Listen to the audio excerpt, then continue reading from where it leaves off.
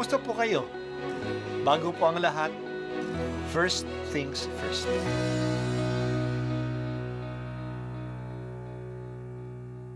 Good morning po. Sinisimulan po natin ngayon ang first things first. At dito po, tinatalakay natin sa unang bahagi ng umaga natin ay ang first readings na binabasa po sa banal na misa. Ito pong tinatalakay natin kasi madalas po marami na tayong alam tungkol sa gospel readings. Pero konti po ang nagsasalita sa first readings. Pero ang first readings, bahagi din po yan ng Biblia, ng banal na kasulatan. Kaya susubaybayan po natin ang mga first readings, basahin po natin at kuminsan kailangan ng basahin ng 2 o 3 beses bago maintindihan kasi hindi po tayo familiar sa mga istorya at sa mga kaisipan na tinatalakay dito. Ang pagbasa mula sa aklat ni Propeta Jeremias.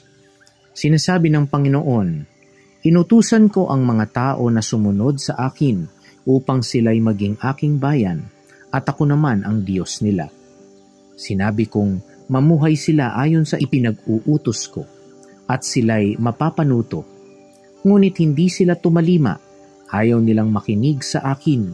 Sa halip ginawa nila ang balang maibigan at lubusang nagpakasama. Sa halip na magpakabuti, mula nang lumabas sa Ehipto ang inyong mga ninuno hanggang sa araw na ito, patuloy akong nagsugo ng aking mga alipin, ang mga propeta. Subalit hindi ninyo sila pinakinggan, ni pinahalagahan. Nagmatigas kayo at masahol pa ang ginawa ninyo kaysa ginawa ng inyong mga ninuno. Jeremias, sasabihin mo ang lahat ng ito sa kanila, subalit hindi sila makikinig sa iyo.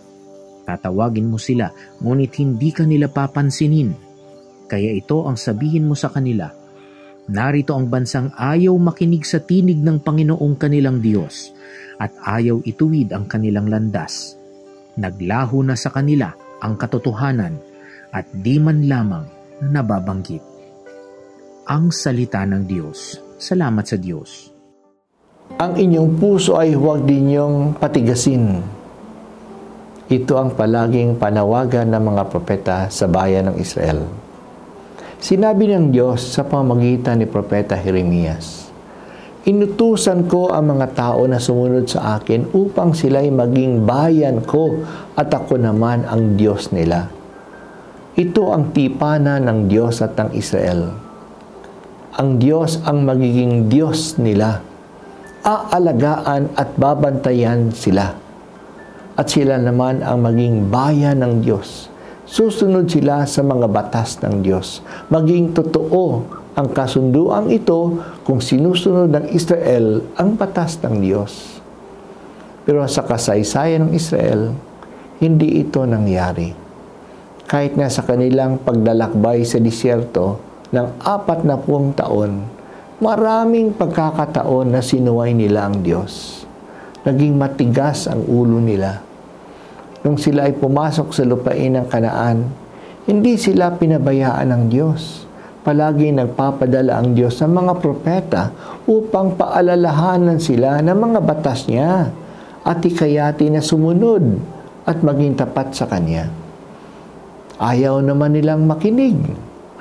Pinatahimik pa nga nila at kinontra ang ilang propeta upang huwag na silang magsalita. Pero kahit na ayaw nilang makinig, palagi ang Diyos na nagpapadala ng mga propeta. At isa sa mga ito ay si Propeta Jeremias. Makinig man ang mga tao hindi, patuloy silang magsasalita sa kanila. Hindi nagkukulang ang Diyos na magpaalaala sa mga tao. Kaya kung dumating ang parusa, wala silang masisisi. Hindi nila masasabi na hindi nila alam o nakalimot sila. Kay bait ng Diyos. Nagbigay siya ng mabuti at makatarungang mga batas at nagpapadala pa siya ng mga nagpapaliwanag at nagpapaalaala sa mga tao upang ito'y kanilang sundin. Ganun kahalaga sa Diyos ang batas kasi ito ang nagbubuklod sa Kanya sa mga tao. Nagkaisa din ang mga tao kung sama-sama nilang tinutupad ang Diyos. Mas naging mahigpit ang kanilang kaugnayan sa isa't isa. Naging isang bayan sila. Kaya madalas, ang panawagan sa Biblia ay makinig at sundin. Ang Panginoon nga ay inyong dinggin at huwag ninyo siyang salungatin. Humingi tayo sa Diyos ng kababaang loob na makinig sa Kanya. Ang lahat ng kasalanan natin ay nakaugat sa isang kasalanan ng tao na ayaw sundin ang utos ng Diyos. Sa halip na makinig sa Diyos, nakinig ang unang babae at lalaki sa salita ng ahas. Diyan nagsimula ang kasalanan. At hanggang ngayon, ang pagkakasala ay iyan. Ayaw makinig sa Diyos. Ayaw makinig sa Biblia. Ayaw makinig sa konsyensya. O Diyos, bigyan mo kami ng kababaang loob na maniwala at makinig sa iyong mga salita. Ito po ay para sa aming ikabubuti at sa pagtupad ng iyong mga utos, napapakita naming mahal ka namin.